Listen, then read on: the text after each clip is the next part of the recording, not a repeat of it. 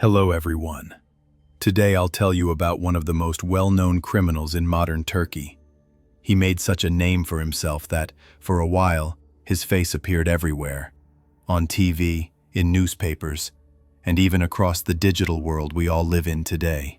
Today, I tell who was Atalay Filiz, and why did he become someone everyone couldn't stop talking about. If you'd like to see more stories about the world's most notorious criminals, don't forget to hit that subscribe button below and leave a like on this video. Now, let's not waste any more time. Let's begin the story. So Atalay Filiz was born on June 2nd, 1986, in Balıkesir, Turkey. His father, after retiring as a staff colonel from the Turkish Armed Forces, began working as a pilot for a major airline company. Atalay grew up as a smart, determined boy, confident and ambitious even at an early age. During his teenage years, Atalay Filiz was known as an intelligent and hard-working student. He climbed every step of his educational journey with confidence and determination.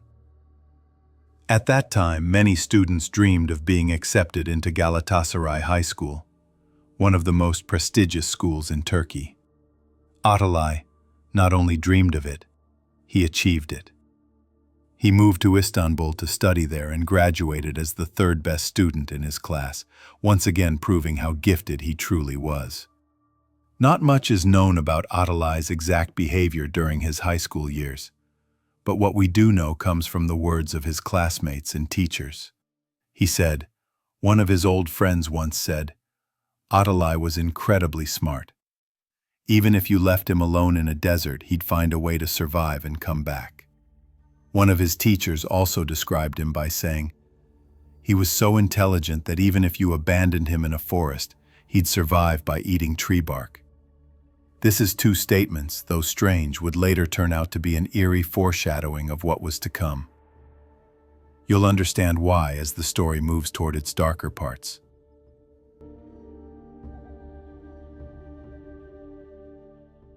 Atalay Filiz was not the kind of criminal profile Turkey was used to. On paper, he was the bright son of a respectable family, a man who loved books, especially Russian classics. He later decided to study abroad, and in one of the most unusual decisions imaginable, he intentionally gave wrong answers in Turkey's university entrance exam, just so he wouldn't qualify for a local university. With his family's support, he went to Paris to study biology.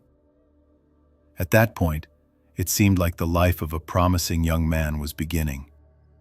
But soon, everything would start to fall apart. In October 2008, during a student exchange program, he met a girl named Olga who had just arrived in Paris. From that moment on, Atalay Filiz's life would never be the same again.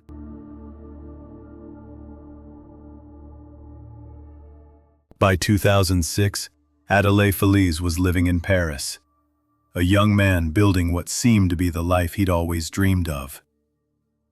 But behind that calm surface, something darker was quietly growing.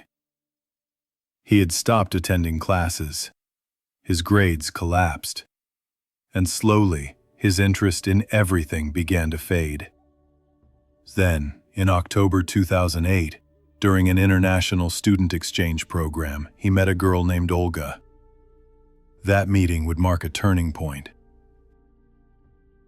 the beginning of everything that followed. They started dating, and even after Olga returned home, they kept in touch through the internet for years. By 2010, she came back to Paris with her friend Elena through another exchange program. Atalay was sharing an apartment with his childhood friend, demeanor. When Olga and Elena moved in, the four began living together. Soon after, Göktuğ and Elena fell in love and moved out to their own place. Atalay stayed behind, and from that point on, everything began to change inside him. By 2013, Atalay's life in Paris was falling apart. He told his family that he had graduated and would start a PhD at METU. But in reality, he had dropped out long ago. He returned to Turkey, pretending everything was fine. In August 2011, Olga visited Adelaide and his family in Fethiye. She stayed for a week, but when she returned to Paris, she told her friends that she wanted to end the relationship. Their cultures didn't match, and she didn't feel the same anymore.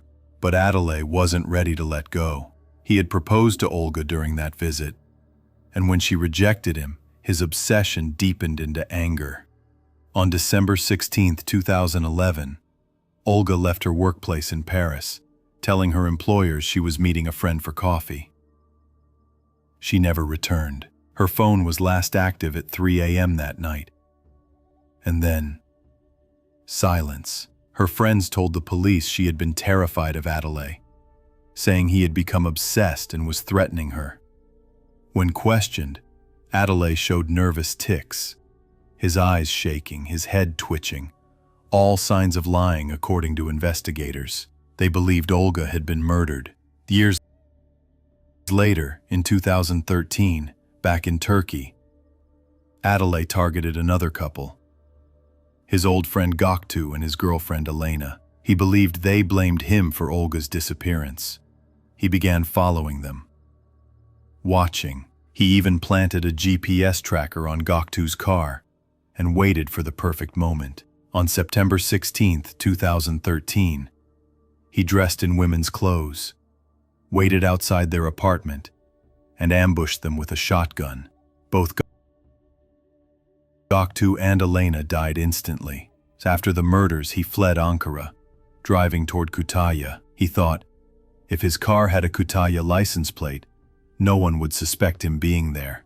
He spent 2 days sleeping in his car, then moved on to Istanbul. The police soon found his abandoned car. Inside were hair dye, makeup, a shovel, a saw, screwdrivers, and blankets. Evidence of a man preparing to disappear. They also discovered a phone he had hidden in Göktuğ's car, used as a tracker, with a SIM card registered in his own name. That mistake would lead to a nationwide search for Adelaide Feliz. By the end of 2013, a warrant was issued. In 2014, he was officially wanted under an Interpol Red Notice, and though no one knew it yet, Adelaide Feliz had already escaped abroad, to Portugal. After escaping abroad, Adelaide Feliz spent months hiding in Portugal. But instead of staying safe, he made a fatal mistake. He convinced himself that being in Turkey was safer than living as a fugitive overseas. So, he returned, under a new identity.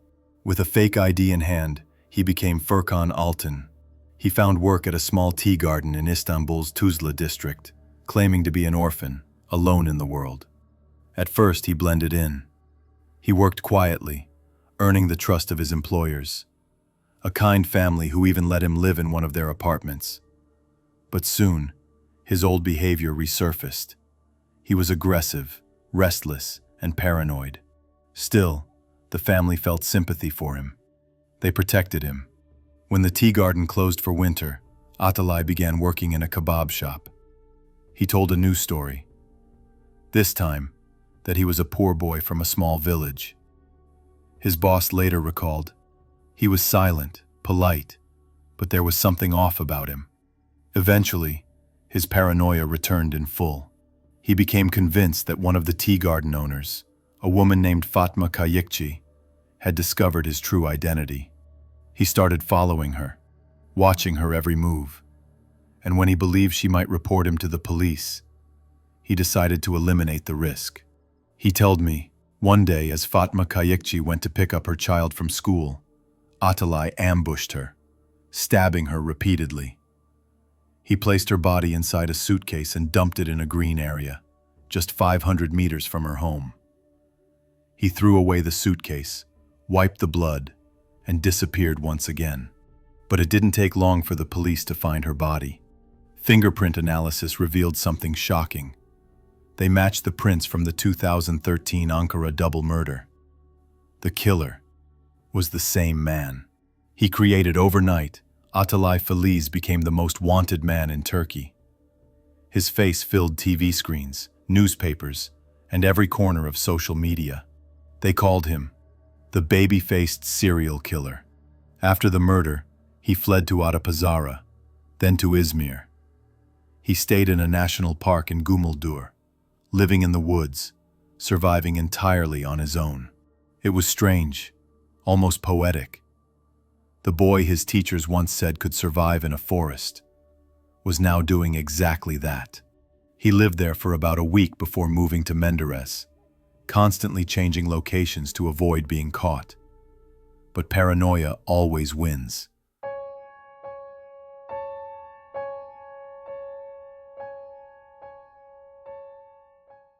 And fear leads to mistakes. One day, he boarded a minibus. Someone recognized him. Panicking, he got off and took another one in the opposite direction. That one mistake sealed his fate. The passenger who saw him called the police. The second minibus was intercepted. And just like that, after 3 years on the run, Atalay Filiz was finally caught. There was one man he was carrying 2 hunting knives, fake IDs, 16 bank cards, 8 lollipops, a notebook with the names of adult film actors, and a large amount of cash. In a storage unit he had rented in Hadimköy, police found a single wooden chest, filled with crime novels and DVDs of the TV series Dexter. During interrogation, he confessed everything. He showed no remorse. Psychiatric tests proved he was mentally stable, and he was sent to Silivri prison, now called Marmara prison, where he remains to this day. And that is the story of Atalay Filiz, the man who terrified a nation and proved that sometimes the scariest monsters lure the most ordinary faces. If you'd like to hear more untold true stories like this one, make sure to subscribe to the channel, leave your thoughts in the comments, and hit the like button to support future investigations. This is Untold True. See you in the next story.